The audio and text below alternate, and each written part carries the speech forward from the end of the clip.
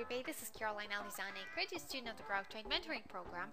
It is Tuesday, May 10th of 2011, and we are looking at the Q's daily chart. And look at this, what a nice pop to the upside, to the upper area of resistance that we talked about here yesterday, which was at about the 59.29 mark. So we are popping up, hitting that area of resistance and pulling back down a little bit, closing the day a little bit lower. So watch that area of resistance right here, the 59.29 mark, really closely tomorrow to see if we're going to get a breakout to the upside. First of all, we'll still have to break through the high of May 2nd, which was at the 59.34 mark, in terms for us to confirm that up movement. But check this out. Look at the volume.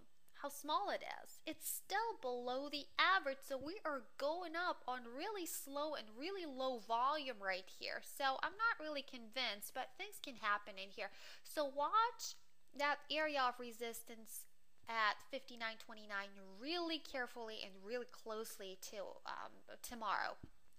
And what else do we see here? We are finally breaking through the 8 moving average, which was acting as a pretty strong area of resistance down below right here. And now we are on the other side of the trade. So we entered into a bullish territory here today. So we are above the 8 moving average, as well as above that lower area of support right now. It's acting as a support, and it's at the 58.66 mark. So we are above it, which means that we are in a bullish territory according to the 8 moving average, which is sitting right at the 58.75 mark. So pay close attention to that one as well, because it is acting as a significant area of support at this moment. So as I mentioned to you yesterday, we could be forming an Affirmation. We wanted to see that up run to that upper area of resistance, and that's what we see here today. We have that up leg right here, that middle Affirmation, and then if we ever get a little bit of a pullback to the downside, we could be forming an Affirmation. But first of all, before the Affirmation gets confirmed, we'll need to wait for it to break through the low of May 5th, which was at the 58.08 mark. So put a little trend line right here so you can better see when we ever get close to it. So that's what it is with the Affirmation. But what else could happen in here? We could continue higher, breaking through the high of 59.34, which I mentioned to you a minute ago. And then we could continue higher to the next major area of resistance on our way up here. Let me extend it a little bit. So we would have another target area right here at about 60.20 mark. So that would be about here. So 60.20 mark, that would be another target for us to pay really close attention to.